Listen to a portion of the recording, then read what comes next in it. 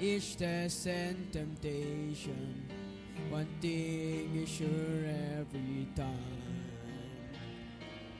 Over and over, again and again, God is faithful. Over and over, again and again, through it all, He's made me able to stand and survive, to come through alive, and it sure looked like I couldn't win. But Jesus is with me, so I'll claim the victory over and over again.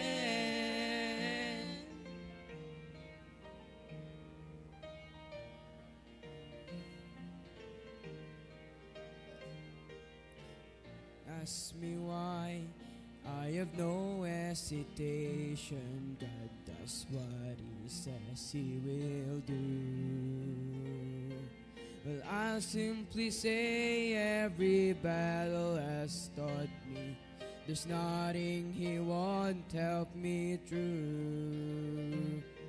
So why should I dwell on the hardships and struggles when I look just beyond them? I see the way this will end is with great celebration.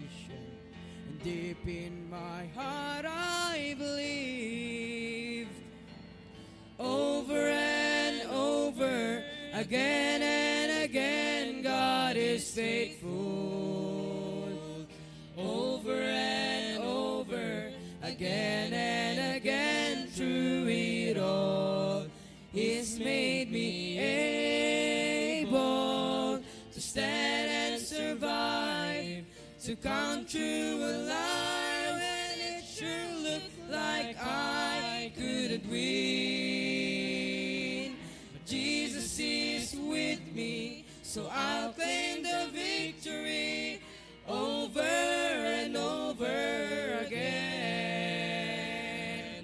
Over and over, again and again, God is faithful.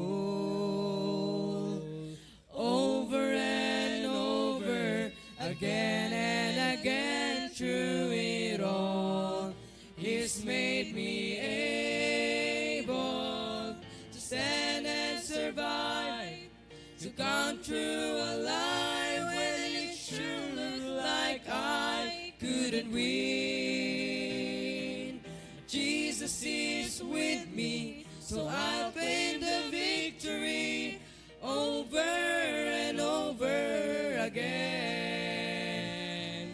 Jesus is with me, so I'll claim the victory over and over, over and over, over and over again.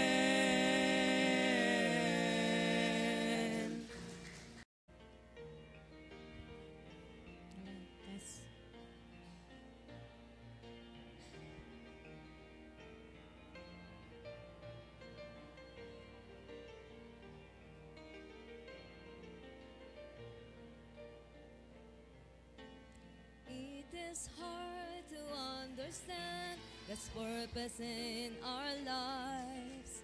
It is hard to obey the perfect will of God. But all we need to do is to trust Him with all our heart, because God is faithful every time. God is faithful every time. He will never leave you. God is faithful every time. He will now protect you.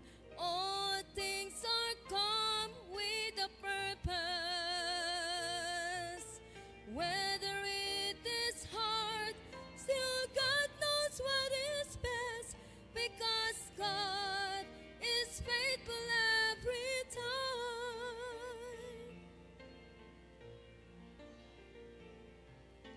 Never stop to that God has set before us. Do your best to reach your goal, and God will take the rest. Lay aside your burden at His feet, because God is faithful every time. God is faithful every time. He will never leave you. God is faithful every time. He will now protect you. All things are come with a purpose. Whether it is hard, still God knows what is best, because God is faithful every time. Whether it is hard, still God knows what is best, because God is faithful every time. God is faithful every time.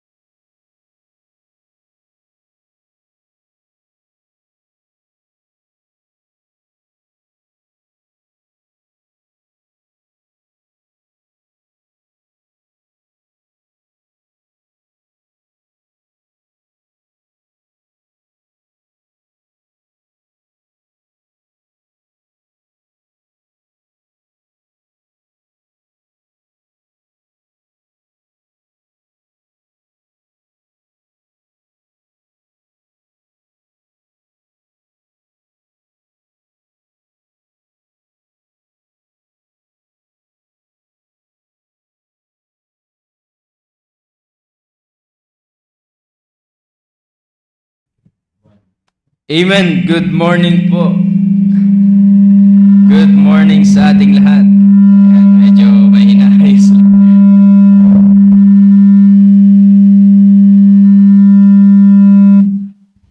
Okay, good morning po sa ating lahat. Good morning po sa mga naka-live sa ating devotion. At salamat sa Panginoon na tayo po muli ay ginising ng Diyos para makapag-aral ng salita ng Diyos. Ayan, umaga isisimula natin ang ating araw na merong naririnig na Word of God. Ayan, hindi namin mabati isa-isa kayo sa live. Pero, naka-ano ba dyan, sir? Pwede makita. Ikunin mo po. Ayan, at batiin mo nga sino yung mga nandyan. Tignan mo nga sino yung mga nandyan. Hindi ko makita sino yung nandito. Diyan po si Ma'am Nelda Bore. Good morning po sa inyo, ma'am. Good morning, ma'am. Kay Ma'am Mayra. Morning po kay Sir Digno. At pala sila Denmar nagjo-join eh. Tapos si Ate Ruby. Yan, so far sila pa lang yung nag-comment dito.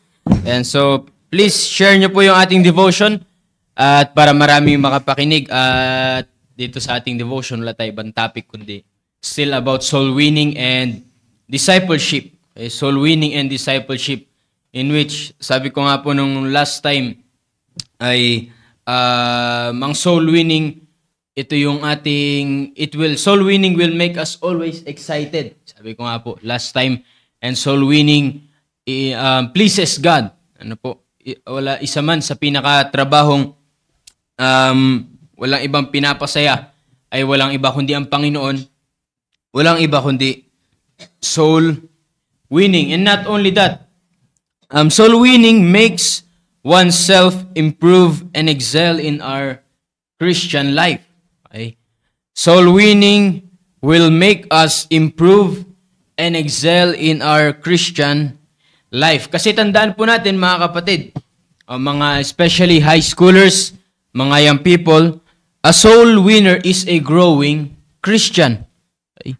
Ang isang soul winner, pag ikaw ay nagso-soul winning, pag ikaw ay naging committed na soul winning, naging buhay mo ng soul winning, pagpapakita yan that you are a growing Christian. Ibig sabihin, lumalago ka sa iyong buhay bilang isang anak ng Diyos.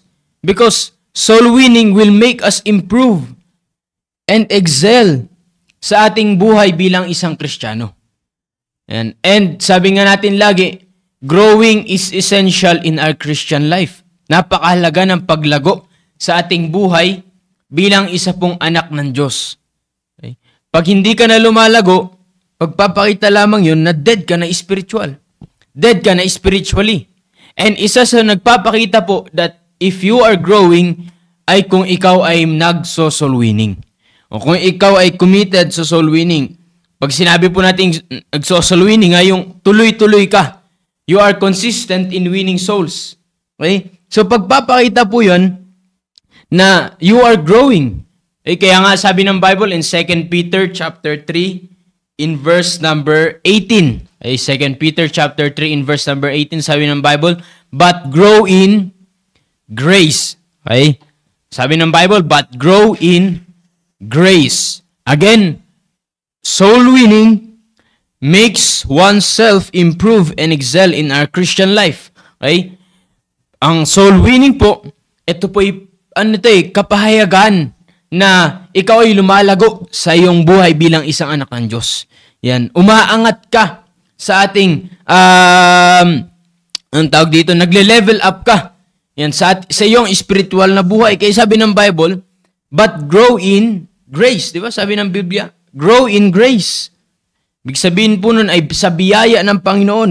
Kaya nga, we are able to share God's Word. Kaya nga, tignan ninyo tayo ay merong kakayanan na ibahagi ang salita ng Diyos. O sa biyaya ng Panginoon, we are able to share God's Word. We are able to share salvation by the grace of God. O hindi dahil magaling ka. Hindi dahil matalino ka. Kaya tayo po ay nakakapag-share. Hindi dahil na-memorize mo yung soul winning kit or yung nasa tracks, kaya nakakapag-share ka. Hindi. Kaya tayo nakakapag-share ng salita ng Diyos, yung salvation, yung kaligtasan, dahil sa biyaya ng Panginoon o dahil sa tulong ng Panginoon. Kaya nga, it is by grace. Sabi ng Bible, but grow in grace. Kaya nga pag nag-share tayo, nagpapakita yan na lumalago tayo sa biyaya ng Panginoon. Kaya nga, magpasalamat tayo sa Panginoon pag ikaw ay ginagamit na sa soul winning. Ngunit kung hindi pa, kaya nga kinakailangan matutunan natin na mag-soul winning consistently. And para maipakita or para tayo ay lumago lalo sa ating buhay bilang isang anak ng Diyos. Kaya nga, in sharing the Word of God, may papakita dito na tayo ay lumalago sa grace ng Panginoon. Remember that we are saved by grace. Diba? Sabi ng Bible in Ephesians chapter 2 in verse number 8. But, sabi dito, Ephesians chapter 2 in verse number 8. Sabi po ng Bible dito, for by grace are you saved through faith. Diba? For by grace are you saved through faith. Diba? Naligtas tayo sa biyaya pa rin ng Panginoon. And that not of yourselves. Again, hindi dahil sa ating sarili. It is the gift of God. Kaya ganun rin. When we grow, as we grow, it is not again by ourselves, kundi patuloy sa biyaya ng Panginoon. Kaya nga, nagsimula nung tayo ay naligtas. Diba? Tumanggap sa Panginoon hanggang tayo ay nakarating sa bahay-sambahan. Na-invite tayo dito sa bahay-sambahan, nabaptize tayo, hanggang sa dinisciple tayo, lumago po tayo, at patuloy na lumalago. Kaya nga, tayo na rin dapat ang magbabahagi sa iba ng kaligtasan ng salvation. Kung ikaw ay lumalago, nag-grow ka sa Panginoon, dapat ikaw na rin ang marunong mag-share ng salita ng Diyos. At pag bahagian natin ang salita ng Diyos, iimbitahan natin sa bahay-sambahan, mababaptize sila, i-disciple natin. Tuturuan din natin. hanggang sila ay lumago rin at ng lumago hanggang sa mapunta rin sila sa kalagayan na tulad natin. Diba? Kaya nga, you're not growing if you are not winning souls. Hindi po pwedeng marunong ka lang magbigay ng tithes, pero hindi ka nagsosoul winning. Pagpapakita rin pa rin po yan na may problema tayo sa paglago. Dapat yan, magkakasama po yan. You're not growing if you're not winning souls. And you will never grow without soul winning. At hindi ka kailanman lalago pag hindi ka mag-soul winning. Sabi nga natin, in winning souls, sa mga first year, siguro nadaanan nyo to or hindi pa. Diba? In winning souls, we need a changed life. Kailangan mo ng buhay na bago. O kailangan may pagbabago muna sa iyong buhay. O at paano ba nagbabago ang ating buhay? And a change, in winning souls, we need a changed life. And a changed life is a life that is growing in the Lord. O ang pagbabago sa buhay ng bilang isang anak ng Diyos ay yan ay na-attain sa pamamagitan ng pag-grow natin sa Panginoon. O sabi ng 2 Peter chapter 2 in verse number 2, as newborn babes desire the sincere milk of the word that ye may grow thereby. Wala na ibang nagbabago sa atin kundi salita ng Diyos. Kaya nga, kinakailangan sa soul winning, lumalago ka. At ang soul winning, ito po yung makakatulong sa atin sa paglago bilang isang anak ng Diyos. Okay? Pag sinabi natin lumalago, unti-unti ay nag-i-improve tayo sa paglilingkod sa Panginoon, nag-i-excel tayo. Yung mga dapat baguhin ay binabago. Di ba? Example ay, hindi ka magiging committed sa soul winning hanggat hindi muna ikaw ay ligtas. Hindi ka tatagal na ibahagi ang isang bagay na wala naman sa'yo. Sabi nga natin, ating pastor, pwede kang mag-share na hindi ka ligtas. Pero kailanman hindi ka tatagal na maging soul winner kung hindi ka ligtas. Hindi mo pwedeng i-share yung salvation na wala sa'yo sa iba. Kasi wala nga sa'yo mismo eh. Kaya nga, that's why if you are saved, you have to win souls. Kung ikaw ay totoong tumanggap sa Panginoon Kristo, dapat lumalago ka. At kaya nga dapat matutunan natin to win souls. Ito ay patunay na ikaw ay lumalago sa Panginoong Hesus Kristo. Kaya nga tignan natin, hindi ka pwedeng mag-share na hindi ka nagpipray. And when we pray, pag tayo ay nananalangin sa Panginoon, parte yan upang tayo ay lumago sa Panginoon. You cannot share the Word of God without reading the Bible. Dito rin natin, matututunan natin na magbasa ng salita ng Diyos. You cannot share without having a godly speech.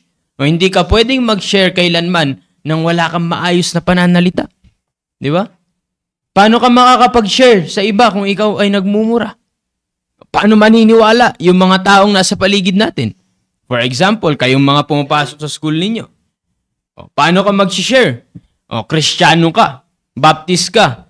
Kung sa classroom ninyo, isa ka sa nangunguna sa pagmumura. Diba? Paano maniniwala yung tao sa'yo? Wala kang pagbabago sa iyong buhay. Hindi ka lumalago sa iyong buhay bilang isang anak ng Diyos. Diba? Kaya nga, pag ikaw ay nagsosoul winning, yung hindi maayos na pananalita natin, aalisin mo na yan. Diba? Lumalago ka bilang isang anak ng Diyos. You cannot share the Word of God. You can't be a soul winner without living in the standard of our Christian life. For example, sa pananamit. Sa ating mga lalaki, kailangan, nasa labas ka, maayos ka manamit. Same as with the ladies. Diba? Paano ka mag-share? Paano mo ipapakilala si Kristo kung hindi ka maayos manamit? Diba? Paano mo masasabing Baptist ka kung nakapanas ka? At paano mo ma-share? Diba? Yung salvation. Diba? Kaya nga, lahat po yan ay kasama. Lahat yan ay magkakasama. Lahat yan ay magkakadugtong. Mag-soul winning ka, maayos yung pananalita mo. Diba? Nag-i-improve yung pananalita, maayos. Yung pananamit mo, maayos. So yan ay pagpapakita lamang that we are growing. And again, soul winning will make us grow in our spiritual life. And pagpapakita that we are growing if we are soul winning. Kaya nga sabi ng Bible, but grow in grace. And not only that, but grow in grace and in the knowledge. And in the knowledge. Okay? When we say knowledge, ay all the information na meron tayo. Okay? Yung mga kaalaman. Okay? Kaya nga, it is God's knowledge that's why we can share the Word of God. We can share salvation. Yung kaalaman na meron tayo, kaya tayo nakakapagbahagi ng salita ng Diyos sa iba, yan ay kaalaman na nanggagaling sa Panginoon. Yan ay kaalaman na nanggagaling sa Diyos. Diba? Hindi lahat ng tao ay merong kakayanan na ibahagi ang salita ng Diyos. Bakit? Hindi lahat ng tao ay merong alam sa Panginoon. Merong alam sa salita ng Diyos. Not all have the knowledge of God. Kaya nga tayo lamang na tumanggap sa Panginoong Kristo, na baptize, at patuloy na lumalago sa Panginoon ang meron ng knowledge na yan. Merong kaalaman na yan. Di ba? Meron kang kaalaman. Patungo sa langit. Di ba? Alam mo kung paano magkakaroon ng kasiguraduhan ng langit. Kaya nga binabahagi natin. Isinishare rin natin through soul winning. Di ba? Kaya nga sabi nga ng ating pastor lagi, magpagamit tayo, be involved always in soul winning. Be involved in the Great Commission. Okay? Alam mo na yung kaligtasan eh. Nasa iyo na yung salvation. Dapat i-share rin natin sa iba. Pag totoong tumanggap sa Panginoon, dapat magigilty ka. Na hindi mo man lang naibahagi ang salita ng Diyos. Di ba? For example, may classmate ka. Lagi mong kasama yung classmate mo. Nasa isang classroom kayo. Pero bakit hindi mo man lang ma-share yung kaligtasan na alam mo? Yun na tinanggap mo. May kaalaman ka para sa Panginoon, bakit hindi mo man lang maibahagi sa iba? Yung mga sa iba. Okay? Kahit sino pa na nakakasama mo, nakakausap mo lagi. Pero hindi mo man lang ma-share yung Panginoon sa kanya. Hindi mo man lang ma-share ang daan patungo sa langit. 'Di ba? Ang katiyakan ng langit. Kaya nga sabi ng Bible, grow. We have to grow, lumago tayo. Dapat lumalago tayo sa Panginoon. Okay? At wala na pong ibang nagpapakita at magmamanifest ng ating growth in our Christian life ay walang iba kundi yung pagiging soul winner natin. Kaya nga, again mga kapatid, pwede kang mag-share na hindi ka ligtas at hindi ka lumalago. Pero kailanman hindi ka tatagal. Hindi ka kailanman tatagal. Kaya nga, kung ikaw ay hindi pa nag-social winning, o hindi ka consistent sa pag-social winning, i-check mo kung totoo ba ligtas ka. I-check mo kung totoo bang tumanggap ka sa Panginoong Jesucristo. Dahil pag ikaw ay totoong tumanggap sa Panginoon, dapat magpapagamit ka sa Panginoon. And wala tayo ibang pinaka-main thing na pagpapagamit sa Panginoon ay walang iba kundi yung soul winning. Kaya nga, soul winning makes oneself improve and excel in our Christian life. Lalago tayo sa ating buhay bilang isang anak ng Diyos. Lalago tayo, mag-improve yung pananalita mo. Di ba, nung una, nabubulol pa tayo mag-share eh. Of course, lahat tayo nagsimula sa bata. Kinakabahan ka pa mag-share. Natatakot ka, nahihiya ka. Pero habang tumatagal dahil lumalago ka, ay na-overcome mo yun. Kung paano ka mag-approach sa tao, di ba, nag-i-improve. Mas lalong nagiging maayos. Diba? Kaya nga, pagpapakita yan na lumalago ka. Yan. Pagpapakita na yan ay lumalago ka sa Panginoon. Again, a soul winner is a growing Christian. And not only that, but soul winning will make us busy in serving God. Okay? Because a soul winner is a busy Christian. Okay? Pag nag-soul winning ka, ay gagawin kang busy niyan. Sa paglilingkod sa Panginoon. Kasi nga, sabi nga natin dito, at lagi nating inuulit-ulit ng ating pastor, hindi nagtatapos soul winning. Yeah? Pag nasharean natin, kukunin natin yung pangalan, di ba? Ipagpipray natin. May trabaho tayo, ipapanalangin mo. Ipapanalangin natin, i-invite natin sa simbahan. Di ba? Magiging busy ka para sa Panginoon.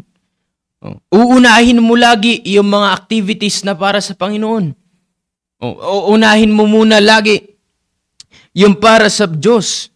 Sabi nga ng Matthew chapter 6 in verse number 33, but seek ye first the kingdom of God. Diba? Ang laging priority natin ay walang iba kundi yung gawain ng Diyos. Okay? Kaya nga pag soul winner ka, tignan mo, busy ka sa paglilingkod sa Panginoon. Abala ka sa paglilingkod sa Panginoon. You are always excited in serving God and wala ka ibang priority kundi yung paglilingkod mo sa Panginoon. Yan ay pagpapakita na ikaw ay totoong soul winner because a soul winner is a busy Christian. Wala kang time sa ibang activities because you are too busy in serving God. Diba? Pag soul winning ka, wala kang time sa kung ano-anong bagay. Wala kang time para gumala-gala. Magpaikot-ikot ka sa town. Bakit? May trabaho tayo na mag-soul winning . Wala kang time sa chismisan o kung ano nung gusto mo, updated ka lagi sa lahat ng chismis. Ganon din sa social media. Kung ano yung trending sa social media, hindi ka magpapahuli. Diba? Pero kung ikaw ay soul winner, wala kang time sa mga bagay na yan. Wala kang time sa mga bagay na yan, sa ibang activities. Kundi, if you are soul a soul winner again, maggagawin kang busy niyan sa paglilingkod sa Panginoon. Diba? Maghahanap ka, kailangan makapag-share ka. This week ay at least makapag-share ka ng 10. Diba? Paano mo gagawin yun? At least everyday ay maghahanap ka ng soul winning mo. Diba? May trabaho ka, may dapat kang gawin. At pag na-sharean mo, again, isulat mo yung pangalan, ipapanalangin mo, at bibisitahin mo, diba? I-remind mo para makarating sa Sunday. Pag nakarating, ay didil mo sa baptism. Diba? Tuloy-tuloy yung gagawin mo. May sumasabit. Tuloy-tuloy yung gagawin mo para sa Panginoon. Diba? Nabaptize, tapos i-disciple mo na. Tuturuan mo. Diba? Busy ka para sa Panginoon. Wala kang time na sa ibang bagay. Kaya nga, yan ay pagpapakita that you are growing in soul winning and you are busy in soul winning. Diba? Kaya nga ang tanong is, ito ba ay nakikita sa atin? Diba? Nag-grow ka ba sa iyong spiritual life? Paano mo masasabi nag-grow ka? Nagiging committed ka sa soul winning. Nagiging consistent ka sa soul winning. Diba? Hindi ka magso-soul winning pag pipilitin ka. Sharean mo yun at aayaw ka pa. Diba? Binigyan ka na nga ng sharean, aayaw ka pa. Nahihiya ka. Diba? Kaya nga, pag lumalago ka sa Panginoon, hindi mo na kinakailangang itulak pa mag-share, pilitin pa mag-share. Sabi nga nating pastor, pag nakita mo na merong pagkakataon na bahagian mo yan, puntahan mo na. Diba? Huwag mo nang antayin na pilitin ka. Huwag mo nang antayin na itulak ka para mag-share. Minsan mag-share ka lang pag may kasama. Diba? Pag nag-i-invite para mag-visit, mag-soul winning, pag nakita mong wala kang kasama, hindi ka na rin sasama. Diba? Or minsan mag-soul winning, napilitan. Diba? Paano mo may papakita na ikaw ay lumalago sa Panginoon? Diba? Pero if you are growing, kusa ka na mag-soul winning. Kahit mag-isa ka pa. Pero dahil lumalago ka sa Panginoon, naintindihan mo hanggang sa magiging buhay mo na, madali na lamang. Kaya mo nang gawin kahit mag-isa mo. Kaya mo nang gawin kahit saan. Kaya mo makapag-share because you are growing, lumalago ka sa Panginoon. At saka, sabi ko nga po, soul winning is the main thing. Pag ikaw ay lumago sa soul winning, sa lahat na rin ng bagay, all of the aspects of our Christian life, lalago ka para sa Panginoon. Lalago ka sa soul winning. Pag lumago ka sa soul winning, lalago ka rin sa discipleship. Hindi ka pwedeng soul winner ka pero wala kang dinidisciple. Diba? O lalago ka sa discipleship. If you are meron ka ministry sa Panginoon, dahil you are growing in soul winning, lalago ka rin sa iyong ministry sa Panginoon. For example, choir member ka, O mag-grow ka sa iyong ministry na pag-awit sa Panginoon. Again, sabi ko nga po, pag nawala na yung excitement mo, yung pagmamahal mo sa iyong soul winning, o pag nagsimula na hindi ka na nagso-soul winning, isang araw tatamarin ka na rin sa iyong ministry. O pag tumigil ka sa pag-grow sa soul winning, titigil ka rin na lumago sa iyong ministry. O hanggang sa mamalay-malaya mo, wala ka na namang ministry. Diba? O magsisimula yan na patigil-tigil ka na mag-practice. O magpa-practice ka lang kung kailan mo na gusto. O hanggang sa unti-unti, mamalayan mo. Wala ka na sa ministry. O, natigil na yung paglago mo. O, and sabi nga nating pastor, pag hindi ka na lumalago, hindi ka na, patay ka na spiritual. Patay ka na spiritually. Kaya nga dapat, we are growing in our Christian life. And magpapakita yung manifestation ng ating growth ay makikita yan if you are soul winning. If we are winning souls. Kaya nga lalago ka sa Panginoon. At hindi lang lalago, kundi mas lalo kang magiging busy para sa Panginoon. Diba? Mas lalo kang magiging busy para sa Panginoon. Punong-puno tayo na activities dito sa ating simbahan. Diba? And sabi nga nating pastor, dapat involved tayo lagi sa Great Commission. Ano mang ginagawa natin ay dapat laging konektado sa Great Commission. Diba? Laging konektado yan sa soul winning. O kaya nga soul winning and discipleship, yan yung lagi nating topic at pinag-usapan natin. Diba? Soul winning. Kaya nga, soul winning again makes oneself improve and excel in our Christian life because soul winner is a growing Christian. And soul winning will make us busy in serving God because soul winner is a busy Christian. Okay? And not only soul winning, kundi pag na-win natin, mababaptize dito sa simbahan. Okay? And pag nabaptize, i-disciple na natin. Okay? That's why we have discipleship. Okay? And in discipleship naman, mga high schoolers, mga young people, ikaw ay nagpapakita ng good example that they have to follow. Kasi in discipleship, we are teaching them. Okay? Tinuturuan natin sila. O kaya nga, ikaw na soul winner, ikaw na nakapag-win, dapat ikaw ang good example. O sabi ko nga kanina, saan tayo magiging good example? For example, sa atin, yung ating pananamit. Diba? O sasabihan natin, ito yung tamang pananamit dito sa ating simbahan. Although, hindi agad-agad. O diba, na mababago nila. And kaya nga, tuturuan natin sila. Diba? Kinakailangan mo maging matyaga. O sasabihin natin, ito yung tamang pananamit sa lalaki, ito yung tamang pananamit sa babae. O unti-unti tuturuan mo. O hindi, huwag kang mag-expect na next Sunday nakapalda na yan. O tapos araw-araw. Kung ikaw nga nagtuturo, pag nasa school, minsan nakapans ka pa, paano matuturuan yung dinidisciple mo? O di ba? Kaya nga, tuturuan natin, di ba? I-disciple natin. O at pag nakita mo na nakapans, hindi mo pwedeng pagalitan. O di ba? Hindi mo pwedeng sigawan dahil bawal. Hindi. Magiging patient ka, natuturuan mo. O hindi ganyan yung pananamit, ito yung tamang pananamit. O ito yung tamang pananalita natin dito sa ating simbahan.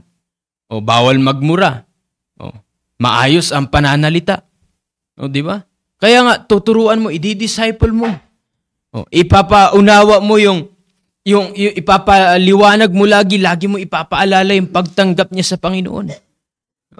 At ipapaunawa mo, ipapaalala mo na sila ay nabautismuhan o sumunod na sa Panginoon. O, kaya nga, unti-unti ay tuturuan natin sila na sumunod sa Panginoon, mabago ang kanilang buhay. That's why we have discipleship. Ikaw na soul winner, ikaw na discipler ang unang example.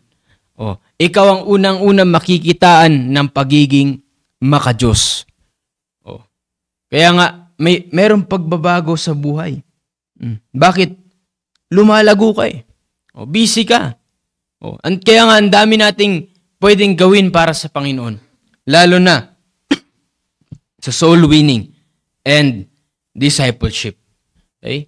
Kaya nga po again, Balikan ko po yung mga naibahagi ko sa inyo. Una, sabi ko nga po, soul winning will always keep us excited in our in serving God. Lagi kang gagawin excited niyan o sa paglilingkod sa Panginoon. Because it is our fuel. Ito yung parang gas natin o sa ating buhay bilang isang anak ng Diyos. And not only that, but when we win souls, we are pleasing God. Di ba? Pag tayo ay nagso-soul winning, hindi po natin ito ginagawa sa tao. Hindi natin ito ginagawa sa ating pastor.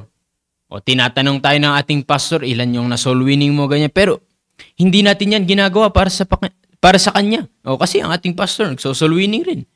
O, kaya nga, when we win souls, we are pleasing God. Ang unang-unang pinapasaya natin ay ang Panginoon. Para sa Panginoon ang ating ginagawa, kaya nga, gawin natin ng totoo. Okay? Gawin natin ng totoo para sa Panginoon. Do it for God's glory. Gawin mo yan para pasayahin ng Panginoon. Hindi ka magso-soul winning dahil may nakatingin sa'yo. Diba? Hindi ka magso-soul winning dahil pinilit ka. Dahil tinulak ka. But we are winning souls to please God. Okay? And not only that, kaya yung pinag-usapan natin, nalalago ka sa iyong buhay bilang isang anak ng Diyos. Okay? Lalago ka through soul winning. Gawin mong committed ka sa soul winning. Every time nalalabas ka, may nakita kang unsaved, alam mong hindi mo pa nabahagian, hanggat may pagkakataon, ibahagi mo ang salita ng Diyos. Okay? Ibahagi mo ang salita ng Diyos. And through that, you will grow. Okay? Kaya sabi po ng Bible, again, 2 Peter 3 in verse number 18, but grow in grace, and in the knowledge of our Lord and Savior, Jesus Christ. Okay? And ang sabi rin sa 2 Corinthians chapter 9, and 2 Corinthians chapter 9, in verse number Corinthians chapter 9 in verse number 10, sabi ng Bible, now he that ministereth seed to the sower, both minister bread for your food, and multiply your seed sown, and increase the fruits of your righteousness. Di ba? Nag-i-increase yung ating bunga sa atin bilang isang anak ng Diyos. Okay? Nag-i-increase tayo sa ating kaalaman sa Panginoon. Nag-grow tayo sa ating Christian life. Di ba? You are increasing the fruits of your righteousness. Di ba? Ito ay bunga ng ating kaligtasan. Bunga ng ating change life. That's why we can win souls because we are growing. We have a changed life. Nagbubunga yung Holy Spirit sa atin. Kaya nga sabi ng Galatians chapter 5 in verse number 22 to 23, we have the fruit of the Spirit. Di ba? Nagbubunga yung Holy Spirit sa atin. Kaya pansinin po ninyo, di ba? Ang dami netong bunga. Pero ang sabi ng Bible, fruit, di ba? But the fruit, hindi fruits. But the fruit of the Spirit is love, joy, peace, long-suffering, gentleness, goodness, faith, meekness, temperance. Against such, there is no law. Di ba? Ang dami neto pero bakit sabi ng Bible, fruit lang, hindi fruits? Because iisa lamang ito. Hindi pwedeng mayroon kang love, pero wala kang joy. Di ba? Mahal mo ang Panginoon, pero hindi ka masaya sa Panginoon. Hindi totoo yun. Hindi rin pwedeng may joy ka lamang, pero wala kang love. Paano ka magiging masaya sa isang persona kung hindi mo mahal? Di ba? Ganun sa Panginoon. Paano ka magiging masaya sa Panginoon kung hindi mo mahal ang Panginoon? Di ba? And hindi ka pwedeng meron ka lamang joy tapos wala kang peace. Di ba? Magkakasama po ito. Magkakasama ito if you are growing in the Lord Jesus Christ. Lahat ito ay magkakaroon ka lalo na when you are winning souls. Meron kang love sa souls. You have joy in soul winning. Di ba? You have peace of mind because ginagamit ka ng Panginoon. Soul winning, you have long suffering. Di ba? Because you are discipling. Nagtuturo ka. Kailangan mahabang pasensya. Oh, 'di ba?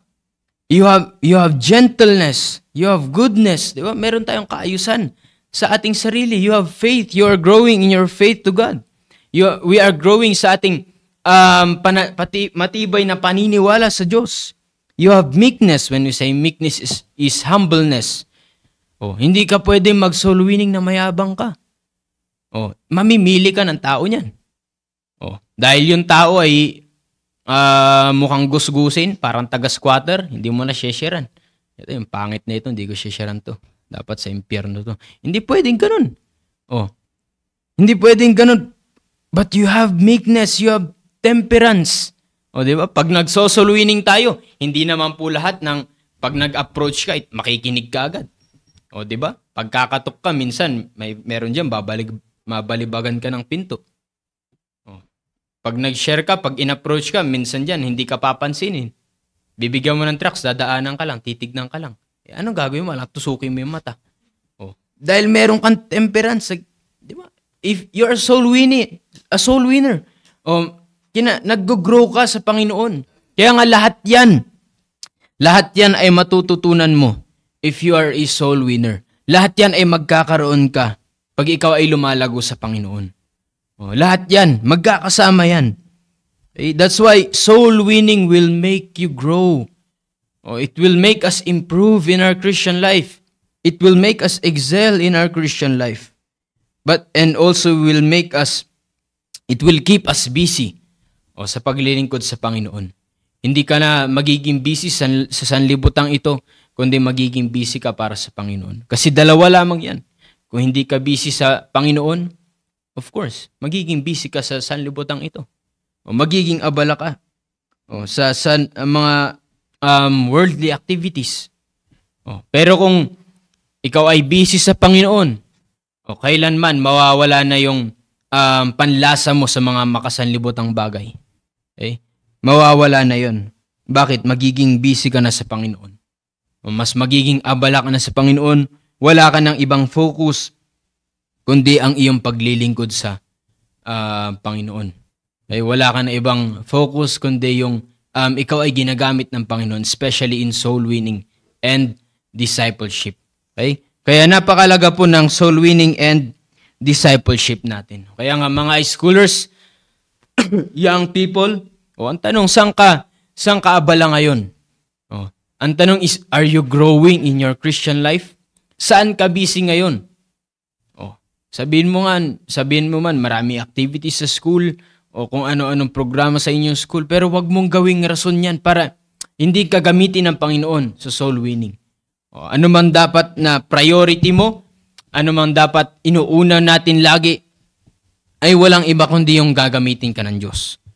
Walang iba kundi yung gagamitin ka ng Panginoon. Especially in the Great Commission, in soul winning, pag i-invite dito sa ating sibahan, makilala sila sa Panginoon, mabago ang kanilang buhay, at tuturuan natin. We will disciple them. Kaya nga, gawin natin na busy po tayo sa paglilingkod sa Panginoon through soul winning. Make ourselves busy in God's service. Dapat wala ka ng time sa ibang activities, in worldly activities, kundi lahat na ng ating time ay nakafocus na sa paglilingkod sa Panginoon. Kaya nga, make ourselves busy. Grow in your Christian life. Kaya nga po, again, mga young people, and ganoon rin sa mga nakikinig po sa live. Kamusta yung ating buhay bilang isang anak ng Diyos? Are you growing? Are you busy in serving God? Kaya nga lahat po yan ay makikita natin if you are involved in soul winning and in discipleship. Kung hindi ka nagso-soul winning, dati ay natigil mo, ngayon ay wala ka na, as in hindi ka na makapag-share. Pero kung totoong tinanggap mo ang Panginoon sa Kristo, dapat lumago ka, ibalik mo yung soul winning mo. Unti-unti ka mag-share. Kahit sa isang araw ay isa lamang. And then pag na-sharean mo, invite mo sa church. Panalangin mo at pag nakarating yan, ikaw ang gagamitin ng Panginoon para sa pagbabago ng kanilang buhay. Kaya nga, nagsosoul winning ka naman ngayon, pero minsan nahihiya ka. hindi ka consistent, pag nakita mo, mukhang mayaman ah. O, di ba? Pero pag if you are growing sa Panginoon, sa biyaya ng Panginoon, hindi ka mamimili na shasharan, kundi yan ay gagawin mo. Yan ay gagawin mo. Bakit? Naiintindihan mo yung ginagawa mo at ikaw mismo, nauunawaan mo. Ikaw, nasa iyo mismo. Tinanggap mo mismo. Okay? Kaya nga po again, encouragement ko po sa bawat isa, be involved in soul winning. Okay? Be involved in soul winning and discipleship. Ipagamit tayo sa Panginoon because there's blessings if we will be involved in Great Commission. There's blessings if we will be involved in the Great Commission. Okay? Pag nag-soul winning tayo, mapapasaya natin lagi ay walang iba kundi ang Panginoon. Susunod na lamang yung mga taong nasa paligid natin. Okay? Kaya nga po, grow in soul winning and make yourself busy in soul winning. Okay? And in discipleship. Yan. Kaya napakalaga po ng ating pinag-uusapan dito sa ating simbahan. Kaya sabi ko nga po sa inyo, hindi nawawala yung topic natin dito. Almost magti 3 months na ata na ito ang ating topic. Because it is very important. Hanggat hindi pa natin nauunawaan at hanggat hindi pa natin ginagawa ito, lagi po natin itong pag-uusapan. Hanggang sa matutunan natin. Okay? Kaya nga po, be involved in soul winning, be involved in the Great Commission. Okay? Huwag nating wawalain yan, kundi dapat yan ay pangunahin sa ating buhay. Tayong mga nagsasabing anak ng Diyos. Okay? Tayong mga nagsasabing anak ng Diyos. Dapat ito ay laging ibahagi natin. Okay? Dapat hindi po ito mawawala. So, I hope ako po ay naging blessing sa inyo sa umaga pong ito. At naniniwala po ko na tayo ay nakatanggap ng blessing. So again, be involved in soul winning. Be involved in soul winning. Kaya nga meron tayong areas, kanya-kanya tayong areas, para mula sa lugar na yan, ikaw ang gagamitin ng Diyos. Okay? Para makapagbahagi ng salita ng Diyos. Okay, so yun lamang po ang gusto kong ma-share sa inyo. I hope ako po ay naging blessing sa bawat isa po sa atin dito. And of course, meron tayong mga live audience dito. And kanila rin pong i-share ang kanilang mga insight, ang kanilang mga natutunan sa ating devotion this morning. Ayan, sige, simulan mo na po.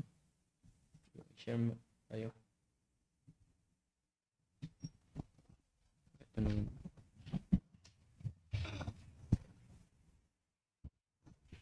Good morning po sa inyong lahat. Ang natutunan ko po ay dapat po busy po tayo sa paglilingkod sa Diyos. At dapat po damit pa lang ay baptis na. Pero pag hanggat hindi pa po tayo ligtas, hindi po tayo magtatagal. Kasi paano rin po tayo magtatagal kung tayo po ay nagmumura. Good morning po sa ating lahat. Ang natutunan ko po ay pag ikaw ay busy sa pagsosoul winning ay mawawala yung panglasa mo sa ibang bagay. At pag ikaw ay lumalago ay hindi ka pinipilit na mag-soul winning, kusa ka nang nagsosoul winning. At yun lang po. Good morning po sa ating lahat. Ang natutunan ko po ay kung tinanggap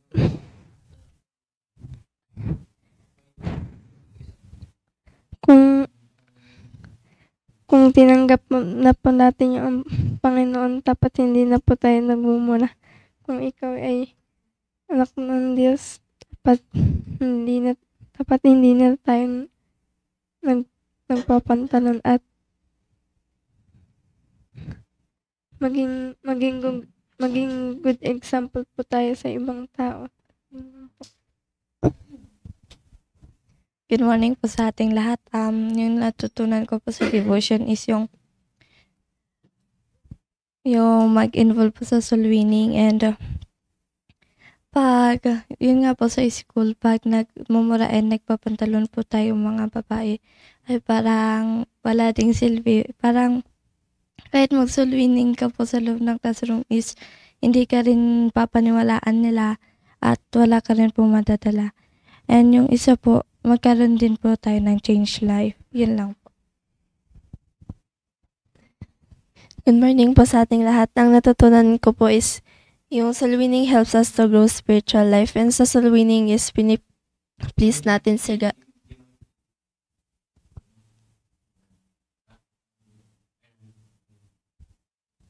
Sa soul winning is please natin si God, hindi yung iba, hindi yung dun nga pa sa pag sa modesty na dapat ipakita po natin sa iba, yung pananalita po natin na ayusin natin. Yun lang po.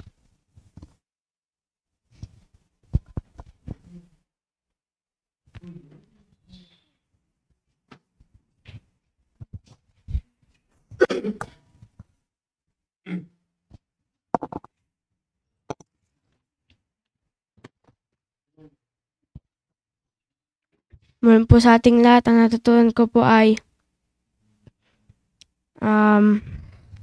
kapag hindi ka po you are not growing kapag di ka po nagsoul winning, at paano po tayo magsoul winning kapag hindi po maayos ang pananamit natin at lumalabas ang bibig natin,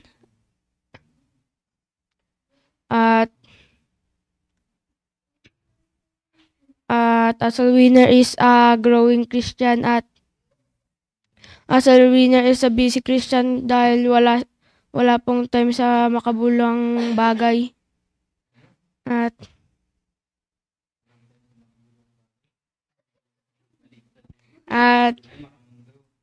be a good example sa school, at we will soul. Pag nag-soul winning po tayo, piniplease po natin ang Panginoon, at soul winning and disciple are important, at dapat ang priority po natin ay ang makapupuri sa Panginoon. Yun lang po. Good morning po, yung natutunan ko po ngayong umaga ay yung sabi po ni Sir Meshach na soul winning will make us improve and excel in our Christian life. At pag nagsoul winning po tayo po ay nag-grow. Pagka nag-grow po tayo sa soul winning, hindi po pwede na sa soul winning lang po tayo mag-grow, kundi mag-grow din po tayo sa discipleship at saka sa iba po pong natin na ministry. At pag nag-soul winning po tayo, pag nag-soul winning po tayo, lumalago po tayo.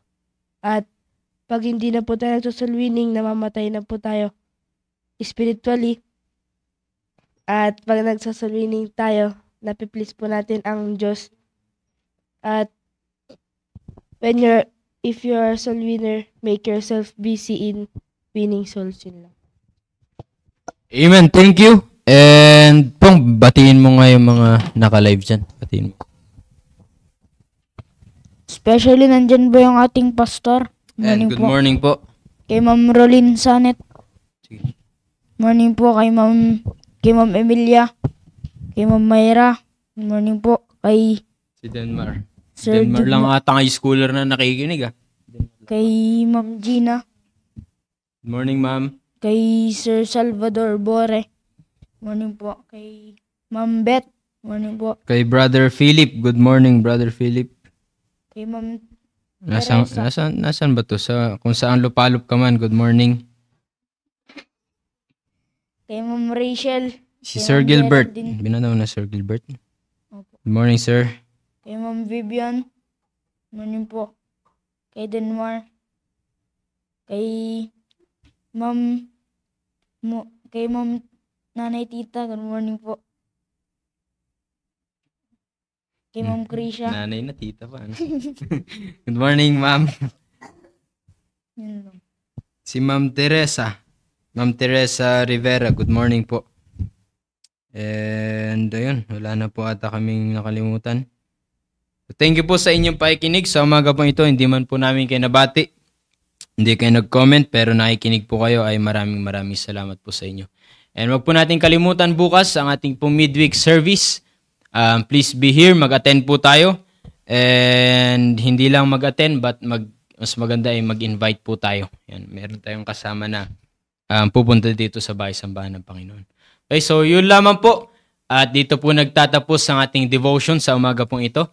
Magwawakas na po tayo sa panalangin. And let's pray. Dakilang Diyos, salamat Panginoon sa umaga po ito. Salamat po sa natapos naming devotion. Thank you po sa umagang ito na aming sinimulan ang aming araw na merong salita ng Diyos. Merong natutunan mula sa inyo pong salita. Pagpalain niyo po Panginoon ang aming pong mga gagawin sa buong maghapon at patuloy na kayo pong maitaas. Gamitin niyo po ang bawat isa, especially in soul winning po Panginoon. At pagpalain niyo po ang lahat ng mga gagawin, patuloy niyo pong ingatan ang bawat isa po Panginoon. Tumihingi rin po kami ng kapatawaran sa aming mga nagawa naming kasalanan, mga sa isip namin Panginoon. At patawad po at gamitin niyo po kami sa inyo pong gawain lalo. Maging mag-grow lalo sa soul winning and maging busy po sa soul winning. At ito po aming dalangin sa pangalan ni Jesus. Amen. Amen. Thank you po sa lahat. Again, maraming salamat sa mga nakinig. Thank you and God bless po.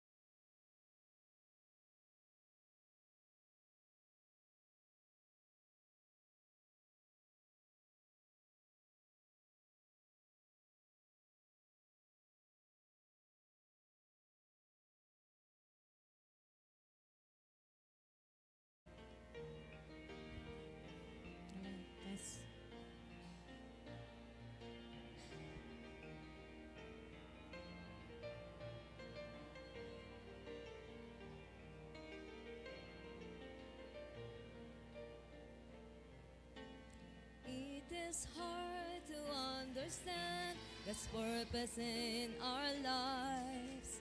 It is hard to obey the perfect will of God. But all we need to do is to trust Him with all our heart, because God is faithful every time. God is faithful every time. He will never leave you. God is faithful every time. He will now protect you. All things are come with a purpose.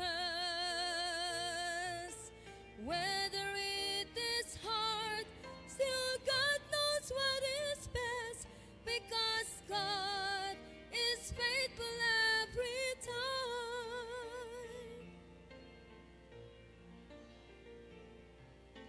Never stop to run the race that God has set before us. Do your best to reach your goal, and God will take the rest. Lay aside your burden at His feet, because God is faithful every time. God is faithful every time. He will never leave you. God is faithful every time. He will now protect you.